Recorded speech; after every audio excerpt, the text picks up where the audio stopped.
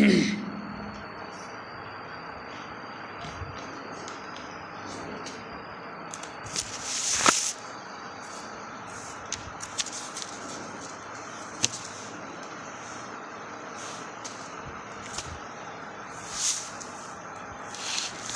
بالله من الشيطان الرجيم.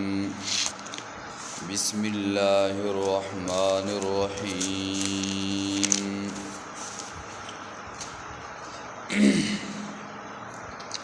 وإن عاقبتم فعاقبوا بمثل ما عوقبتم به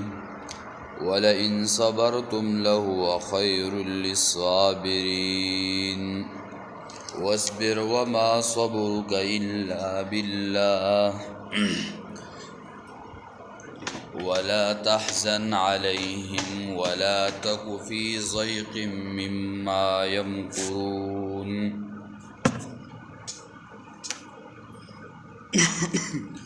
سورة نحل شروع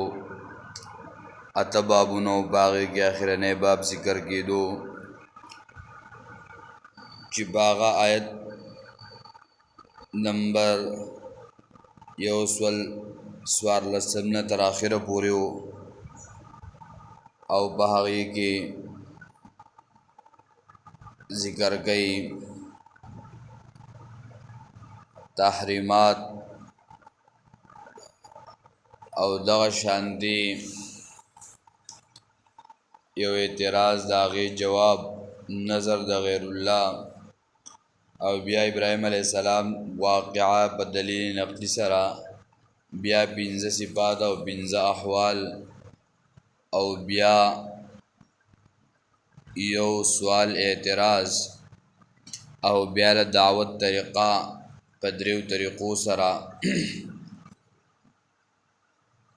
پرونی سبق کی وَإِنْ عَاقَبْتُمْ فَعَاقِبُوا بِمِثْلِ مَا عُوقِبْتُمْ بِهِ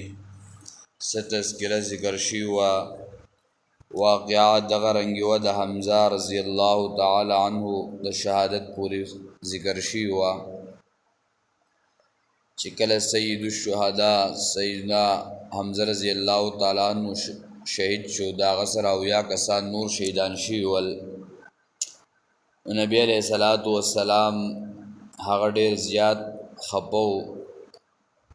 او صفیه رضی الله تعالی عنها د نبی علیہ السلام ترور وا نبی علیہ السلام فرمایلیو کما ته ير نه وې د دوی نه ما به دې په دې ځمکه لباسه پرې خو دی چې قیامت په ورځ دی زناورو د خېټ نراوت دی او علی رضی الله تعالی عنہ د وینام کړي وې ته منه کاو نبی علیہ السلام دا غلاش تولاړو بعضی وی چې دا د مکی واقعا دا غیر سره تعلق لري د مکی آیت ته چې نبی علیہ السلام ته په دعوت کم تکلیفونه رسیدلی وو بلال رضی الله تعالی عنہ ته عمار سلمان خبیب رضی الله تعالی عنہ ته یعنی په دعوت باندې تکلیفونه رسیدل باغې باندې صبر کول دغه مراد دی وَإِنْ عَاقَبْتُمْ فَعَاقِبُوا د دې ځنه انګي دا مطلب چې بدله خدا ته اجازت ته کدا غستل شي یا د دینه مراد هغه جواب دی ته جواب ورک دوی ته چې څنګه دوی تا ته هغه خبرې کړې دي د دې اجازت شته یو رخصت دی او بل عزیمت دی کبه رخصت باندې عمل کې اجازت شته او کبه عزیمت باندې کې نو دا په طریقه اوله غوره خبره ده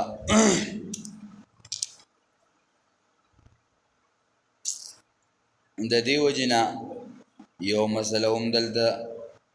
کله کله یو سړی بل وجني دوه دره بار دغه سړی مقتول وجل شریعت اجازت ورکي یو سړی د بل نه لاس کټ کو نه د لاس کټ کېدلی خوس یو قتل شي بس داغه په مقابله کې موږ بدري قتلو لکه یو سورج مخ کې واقعات بدري سلور ورځي د پاندنګرام واقعا وا اغالک بلار باندې را روانو نو یو بابای وو هغه کور والا پس راوتل د روډ خوا د چالګه دا سړی چوت کو چې دا ویسو هغه پورې تماچه راویسته، هغه یو ورور یې وویشتو او بل ورور یې وویشتو. نو هغه پلار یې ورته شرطرین کړی چې هلکه موږ درځو، ځان تیار ساتئ. نو پلار یې دومره دغه ووي تاسو 2 قبرونه کنلي، 2 سره نور وکنئ، کیدای شي چې موږ نه 2 نور راوړو. نو بعضې وخت کې یو قتل شوی د هغه بدله کې 2 او 3. نه الله وایي تا ته اجازت دی، ستا اوس ورسېد وږه، خو چې څومره څنګه د هغه سره شوي دغه شانتي ته وکړه. او دا حمزه رضی الله تعالی عنہ، وحشی رضی الله تعالی عنہ دا شهید کړی. او دا بیا بخاری جلد 2 کې واقعه ده چې د نبی صحابي دبوس کوي ته ماته د خپل واقعه ذکر کړه چې دا څنګه کارو. هغه ورته وی زه د یو سړي غلام یو هندو داغه پلاس بنگړیو، هغه واقعه دی چې زه به دې آزاد کما، او زنانه راته وی چې زه به درله دا بنگړي دا درکما، خو ته د حمزه رضی الله تعالی عنہ څخه د شهید کا. وی زه راغلم او وی دې دومره تیراندازو چې بغټ لپاسه به ورته داسې دایره جوړه کړه، په هغې کې به دنده غشی ویشتو، بهر ته به ویستو. وی زه رالم زه د ونې د یو ګټ شاته ومه او یو وړه نیزه ورسره د خپې پورې به یې تړلې وه. او وی حمزه رضی الله تعالی عنہ دا کفار ډېر قتل کړل. وی آخر دا چې ما ته برابر شو، بس ما حمزه رضی الله تعالی عنہ ویشتو، او حمزه رضی الله تعالی عنہ 18 ټوکړې کړو، جبه لاسونه هر څه. او وای دا سینې ولا سیرلی وزړې ته راويسته او دغه زنانه وی چکونه پی لګولیو او بیا په تار کې پیل او خپل غاړې ته اچولیو. دومره دا ظالمان وو. بیا چې کله دا واقعه په 2 هجری کې راغلو، چې کله 8 هجری رااله په دای مکه وشوه، نبی علیہ الصلوۃ والسلام فرمایل بس چې څوک مو میدا قتل لګي. بیا ابن خطل دی راغلی او د خانه کعبې د غلاف لاندې پناه اخیستې وه. یو صحابي راغی د الله رسوله پلان کې هلته دی، ځکه د نبي علیه صلات وسلام ته ډېر زیات تکلیف رسولی او د به ردې بدې وي نبي علیه صلات وسلام ته. نبي علیه السلام وفرمیل دغه هلته کې قتل کوي او هغه قتل کو. یو صحابي لاړ دا وحش رضی الله تعالی عنہ او در سره بل اکرمه د ابو جهل زوی دی راغی، بس هلکه وي زه ایمان راوړم. نبی علیہ الصلوۃ والسلام قتل د دې نه قتل زګال تور تر یادېدو چې دا هغه سره کم حالات شوي. نو بیا نبی علیہ الصلوۃ والسلام سره بیعت وکړو، خو ورته وی فرمایل وی زما مخې ته مه راځه، ما ته د خپل تر حالت یادېږي. بس دی د هغه ځای نه روان شو، لاړو شام ته. بیا چې کله نبی علیہ الصلوۃ والسلام مسیلمة الکذاب د نبوت دعوه کړې وه، نبی علیہ الصلوۃ والسلام د اسامه ابن زید رضی الله تعالی عنہ په مشرۍ کې یو قافله جوړ کړه او د ماشوم غالبا وې د ولس اتلس کسان اتلس عمر ولس یا اتلس کال عمر او په دغه قافله کې ابوبکر صدیق او عمر فاروق رضی الله تعالی عنهم ول. نو په دې کې الله بس نبی علیہ السلام د دنیا نه پناه وکړه. او بکر صدیق رضی الله تعالی عنہ اسامه ابن زید ته فرمایل وی کته د حالات د مدینی دالک دغه دی کته د عمر پرې خبي او چې کله د پته ولګی دا او دغه مسیلمة الکذاب په یمن کې نو دوی روان شول. نو چې کله دغه وحش رضی الله تعالی عنہ د پته ولګی دا چې او دوی روان دي او دغه سړی وجدي، بس د قافلې خوا راووتل او دا غوي سره مرګ شو. او دا غوي پوج چې هغه 3 لکه کسان ول مسیلمة الکذاب سره. آخر دا چې جنگ شروع شو، په دې کې 1200 صحابه شهیدان شي ول او یا صحابه هغه شهیدان د قران کریم حافظان ول. بس د دې دیوال سره پناه غستې ولاړو وی د دې کسانو وی چې بل باندې وਹੀ راځي او بس په دغه ځای کې ما دغه کو و بي او په تور باندې او باقه نه زباندې چې کمر سره مخ کې و او بس سرمتی لري کو او مردار مې کو. دا مختصر غونډه واقعا. نو دغه آیاتونه کې بدی کې دغه ته اشاره کوي. او یا نبی علیہ الصلوۃ والسلام قسم کړو چې زبد دومره کوم. بیا نبی علیہ الصلوۃ والسلام بعض علما وای غالبا مدارک ذکر کړي چې 3 روزي ونی او بس قسم ختم. وَإِنْ عَاقَبْتُمْ فَعَاقِبُوا بِمِثْلِ مَا عُوقِبْتُمْ بِهِ او کدا بدل اخلی نو بدلو اخلی په مقدار تکلیف درکړی شوي تاسو ته چې څومره تکلیف تاسو درکړی شوی بس د هغې به مقدار بدله اخلئ سوا به نه اخلئ ولئن صبرتم او که تاسو صبر وکړو لهو خیر للصابرین نو دا ډېره ښه ده دپاره د صبرناکو خلکو که صبر وکړو نو دا سره دا ډېره غوره خبره ده واصبر وما صبرک الا بالله نو دلته اوس درې قسمه تسلیانې ذکر کوي نبی علیه الصلاة والسلام ته او بدی کی ذکر کئی بشارت دے او بیا دو شرطونه دي او درې قسمه تسلیانی دي مخکې آیت کې هم د صبر ذکر وشو علما ذکر کوي چې د دینه مراد هغه عام خلق دي عام مؤمنان دي وس په دې آیت کې چې کم صبر ذکر دی په دې کې د قوم مشر اول د جناب کریم صلی الله علیه وسلم د حکم زکه د دې امت اول هغه مشر او سردارو او بیا سره ذکر کوي وما صبرک الا بالله نه دې صبر ستا مگر په امداد د الله تعالی سره دا کم صبر توفیق چې ملاویږي نو دا د الله پاک په مدد او په نصرت سره ملاویږي یا د دینه مراد د مکی هغه تکالیف دي طائف شو د مکی هغه ظلمونه زیاتی شول نو پدې کې مراد د نبی علیہ السلام نے چې صبر کوا یا د دینه مراد بیا د مدینی متعلق شو نو د دینه مراد هغه جنگی احد شو چې باغی د نبی علیہ الصلوۃ والسلام غاخونه مبارک او مخ رخسار دا زخمی شوی نو پدې کې اشارات دي صبر کوا که بدلاخله هم سیدا خو رخصت او عزیمت دا دې چې صبر وکا نو الله وای واصبر وما صبرک او صبر کوا وما صبرک الا بالله او نه صبر سا مگر په مدد د الله تعالی سره ولا تحزن علیهم دویم صبر مغم جنگیږي په دوی باندې د دینه مراد سوق دي یا مشرکین دي یا منافقان دي د مکه یا دویم قول دار چې دا مشرکان دي خو دوی ایمان نه راوړي دوی په تقدیر کې ایمان نشته په دوی مغم جنگیږي زکه انبیا خو هغه به جکل عذاب راتلو بخبل قوم بم غم جن کېدل چې الله دوی د ایمان دا نصیب کړي یا که د مدینه مراد شي چې په احد کې کم صحابه شهیدان شي ول نو د الله جل شانه رحمت هغه ته رسیدل او هغه جنت الله داخل کړي ول دا خو یو جدا خبره ده چې په هر کال په محرم کې بس حسنین باندې په شهادت باندې یو خفګان او غمخواري او دا خو د خوشالۍ خبره ده چې یو سړی د شهادت میلاو شي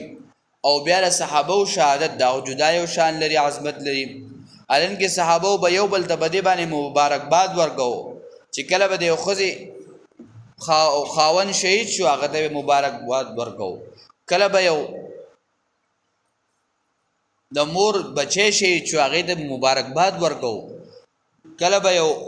خور رور شهید شو هغه ته مبارکباد ورکو نو زګ بخپل بیبیانو خاوندان ته تاسو لاټه د الله په د پارا وجنګي کې شهیدان شي الله ته ځان نزدیک او الله قران کې فرمایي د سوره بقره او سوره ال عمران چې تاسو د مړو د شهیدان مبارک موجوده مړ دي او سوره ال عمران کې تاسو ګمان مکوئ بلکې دا خو سره دوی د شهادت او لوی مرتبه ملاوي شوی ده نو الله وی ولا تحزن علیهم او مغم جم کیږي د بدوی باندې دریم ولا تغفی ضیق مما یمکرون او مګیګه پتنګسیا د هغینا چې دوی سچلونه جوړوي د دې تشبیه د انسان د یو قمیص د لباس سره ورګړي دا چې کله د انسان دا قمیص لباس ډیر تنگ وي د پریشان وي تکلیف ورته وي په تکلیف کې د خپل ژوند تیری یو خونن دور دی ټول سټایلونه دي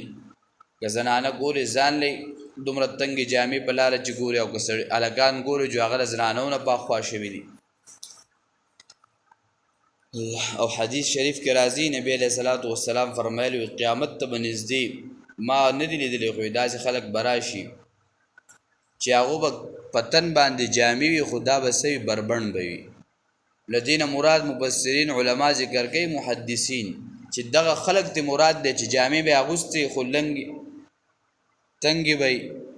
او د بدن هر اندامه به ښکاری داغي معلومات برازي. نو دغه خلق نبی علیہ السلام فرمایل د دینه مراد دغه دی او یا دی هغه خلق دی چې دا غوی سره د اسونو د لکو امر چوکیوي او دا خلق به وهي نن وګوره بس ارزه دا وبل جوړل پیغمبر علیه الصلاۃ والسلام د سوار لسنیم سو کاله مخکې سویل هغه وسار سړی نه بستر ګو باندې جای شته نشته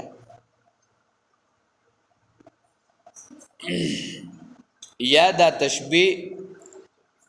تکلیف راتلل چې سړی د خپل دعوت تبلیغ نه داغې نه منشي نو الله وی ولا تکو فی ضیق مګه پتنګسیا کې داغې نه یمکرون چې دوی سره چلونه جوړي دوی بس ډیر چلونه جوړي او د حق پرستو خلاف خلکو ډیر چلونه جوړ کړي دي ایو سړی ما د شهادت پکار دی نو ابل ورته وی دي کار دی دا الوا په پلیټ کې بم نشته چې به شهید شي jihad لتنزي حق پرست وګوره لکه صالح علیه السلام قوم یولس کسانو ودا صالح علیه السلام وجنو وکانه فی المدینه 9 رهط یفسدون فی الارض او بس بیا بسار واج نه خبر چې چا وجل دا غډیر بد شوی دی نو بیا منګه سوایو ویالکه منګي بس شدید الفاظو کې مذمت کو بس سخت الفاظو کې مذمت کو کسته مذمت کې او کنه کې نو کار خاص مجستره مذمت څکار نه غنو اسه هغه میډیا له هوا ورګي نو پدې آیت کې ان الله مع الذين اتقوا والذين هم محسنون پدې کې بشارت ته سره د دو شرطونو نه یا د تقوا او د دین مراد ده توحید او ایمان او د احسان نه مراد ده اخلاص یا د تقوا نه مراد توحید او ایمان ده او د احسان نه مراد سره تابعداري ده ملګرتیا ده ان الله مع الذين اتقوا یقینا الله تعالی خاص ملګری دی په مدد کولو کې الذين اتقوا دا هغه چا چې تقوا لري ځان بچ کوي والذین هم محسنون هغه کسان چې خیسته کارونه کوي یو معیت خاصه یو معیت عامه ده نو الله قرآن کریم کی معیت عامه ذکر کړي سوره یونس 61 نمبر آیت کې وما تكون في شأن وما تتلو منه من قرآن ولا تعملون من عمل الا كنا عليكم کتاسو بهر ځای بهر حال کې او بهر عمل کې ک تلاوت د قرآن نه غوښتاو سره یاد رې ویم ز سوره مجادله 28 سپاره آیت نمبر شپږم دی غالبا الله جل شانو فرمای کدا درې کسان مشوره کوي سلورم وسره زم کدا دریو نه بکم ده هم وسره زم نو دای د سوی معیت عامه سوره مجادله آیت نمبر شپږم کې غالبا دا ذکر کوي اتیشتم سپارا الله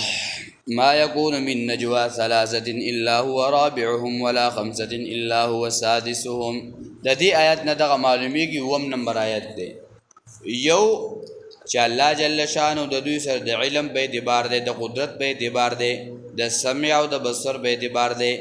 الله دوی اني د دوی هر خبر اوري او د الله قدرت د دوی سره وس یو منګوي چې په دو شرطونو سره نو پای کې دو شرطونه سدي نو پاغه کې معیت خاصه او الله جل شانو قران کې بن ذکر دا خبره ذکر کړل معیت خاصه لکه سوره انفال کې الله ذکر کړی دي 12 نمبر آیت کې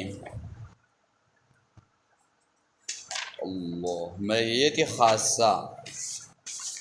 سورہ انفال نام سپارہ 12 نمبر آیت مبارکہ اللہ جل شانہ دغه لګي ذکر کړی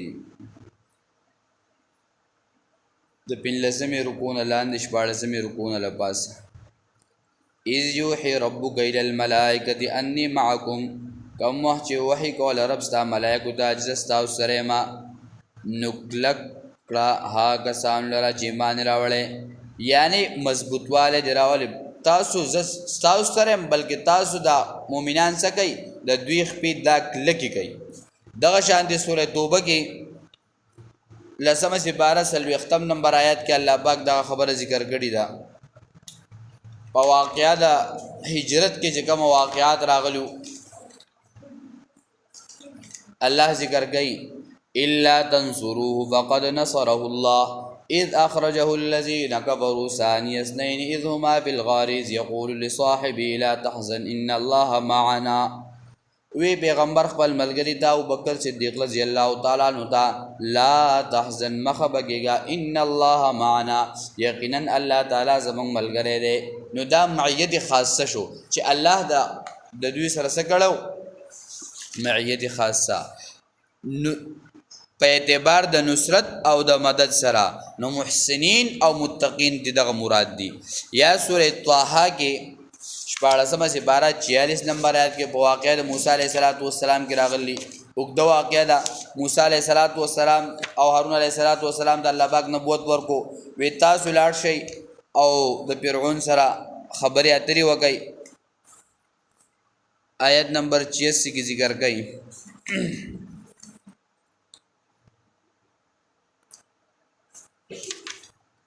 الله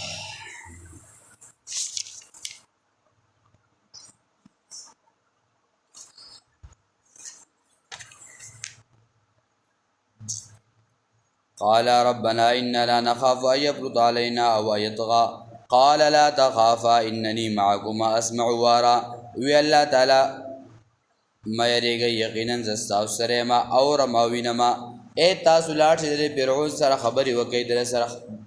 باتچیت وکړئ نو زه هر سینم او هر څه اورم دغه شان د شعرا کې هم ذکر کوي نو لسمه سپاره کې آیت مبارکه 61 62 کې چې د دوی دا تذکرہ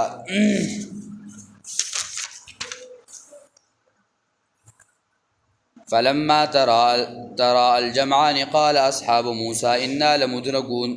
پس هر کله چې مخامخ شو دوه ډلې وی ملګرو د موسی علیه السلام انا لمدركون یقینا من لاندې کړی شو وی موسی علیه السلام قال كلا وی موسی علیه السلام مچر نشي کېده انما ربي سيدين یقینا زما سره رب زما د خامخا ما ته بلار جوړوي اے تاسو یریږئ مې زما سره زما رب دې موږ ته بلار خي نو الله جل شانه د دین مراد سره نصرت او مدد خاصه نو دلتم الله ذکر کوي ان الله مع الذين اتقوا یقینا الله تعالی خاص ملګری دی په امداد کولو الذين اتقوا والذين هم محسنون دا غچا چې تقوا لري یعنی ځان بچ کوي او ها کسان چې خسته کارونه کوي د دین مراد دغه دي نو وس تقوا ذکر شوی دا نو د تقوا لپاره علماو سره شرایط ذکر کړی دي یو تقوا دار سړی ځان د کفر او د شرک نه بچ کوي دویمه تقوا دار سړی ځان د حرام نه بچ کوي دریمه تقوا دار سړی ځان د مشابهات نه بچ کوي دا کمال له تقوا دی او نبی علیہ السلام فرمایل دی خپل زړه مبارک دی لاس ونیو او وی فرمایل چې پدې کې د الله نه یره او د الله نه خوب پکار دی الان کې د ټول لوی متقی ابراهیم علیه السلام الګا د یو سړی وای زما سره ډله نشته او زما سره جماعت نشته نه ابراهیم علیه السلام متقی یوازې الله قران کو ان ابراهیم کان امه دا یو جماعت یو ډله وا دغه شان دي صحابه کرام نو یو تقوا ده او بل احسان دی احسان ویلګي طریقت ویلګي نن سبا چې کوم طریقت دی دا خاصه چلول په 100 کې 95% دا پیری مرید اساس 2 نمبر کار دی ځکه هغه دا چاندو شکرانو ته ناس نور حسینا وای په حکمت بدل نه څنګه اصول حکمت دی دوی چې د بل له پیسې مال اصول هغه د سو حکمت ورته وای حکمت چلول دی ویلګي دا حکمت نه دی نو طریقت احسان طریقت ویلګي یو هغه تقوا ده یعنی شریعت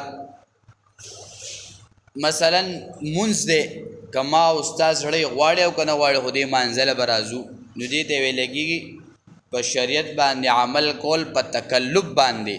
که زړه دې غواړي او کنه خو برز مونځ به کوې ځکه دا د الله قانون دی او قانون به سر ته رسې که نه رسې بیا به عذاب میلاویږي. دویم طبیعت دی هلکه یو سړي اوس ماښام مونځ یې وکړو د کار نه راغلی بس دله دا چې کور ته ورسم ډوډۍ د هر څه تیار دی ځکه دا د یو طبیعت جوړ شه ډوډۍ نه یې خوړې خوب بل نه ورځي. نو که دین دغه شانې طبیعت جوړ شو چې هلکه د هغې پورې 9 دقیقې هم د څو پورې ماښام مونځ نه دی کړی ماسپښین مې نه دی کړی یا دا بزرګ اولیاء چې دي هغوی د شپې د ورځې ورته وخت میلاو نه شي خپل وظایف یې نه کړي بس مسلې خوره کړي باغې ناسي خپل ذکر وظایف کوي تر هغې پورې 9 دقیقې د څو پورې خپل وظایف نه یې پوره کړي نو دغه دې ته ویلی کېږي څه طبیعت. نو چې کله شریعت په طبیعت راغی چې څنګه موږ د ډوډۍ ته طبیعت یو خوراک څښاک ته په طبیعت یو نو دغه شان د شریعت دا هم فالو کول په هغې باندې عمل کول. او حدیث کې راځي نبی علیہ السلام فرمایل جبریل امین ته پوښتنه وکړه احسان څه ته وایي د الله عبادت کول په داسې طریقه باندې چې ګویا کې ته الله یې نه او که داسې نشي نو ته دا سوچ کو چې آیا الله جل شانه مائني. د دې مثال داسې دی یو افسر دی دغه دی بس دا پولیس او دا ښه په ډیپټۍ باندې او چې هغه لاړ شي دی پکې چل بل کې اخوازي او دی خوازي او چې کله افسر ویني بیا لاسونه غوځاري او چوتېږي لګي نو دغه شان چې دا سوچ چې الله مائني دی بیا به ښه عبادت کوي د الله نه خیره ساتي او الله ته به ګوري. نو الله په دې آیت کې ذکر کوي ان الله مع الذين اتقوا والذين هم محسنون یقینا الله تعالی خاص ملګری دی په مدد کولو دا هغه چا چې تقوا لري ځان بچ کوي دا کسان نه چې ښایسته کارونه کوي او هغه کسان چې هغه ښایسته کارونه کوي. نو صورت کې 3 خبرې چې دا ټول بل صورت کې نشته. یو په دې کې دا چې د الله عذاب راځي تاسو تلوار تعدی مه کوئ نو دا صورت په دې باندې ممتاز دی. او دویمه خبره به کې دا ده چې په دې کې د څاروو ذکر دی په بل صورت کې نشته. دریمه خبره دا چې په دې کې د ګبین د مچۍ ذکر دی دا په بل صورت کې نشته. څلورمه خبره به کې دا ذکر شوې ده چې په دې کې د پیو تذکره ده دا په بل صورت کې نشته. او بیا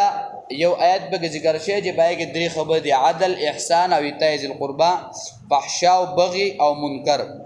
بیا د ابراهیم علیه السلام دعوت ذکر کو او بیا د دعوت 3 طریقې ذکر کړي چې دا بل صورت کې نشته. او په اخره کې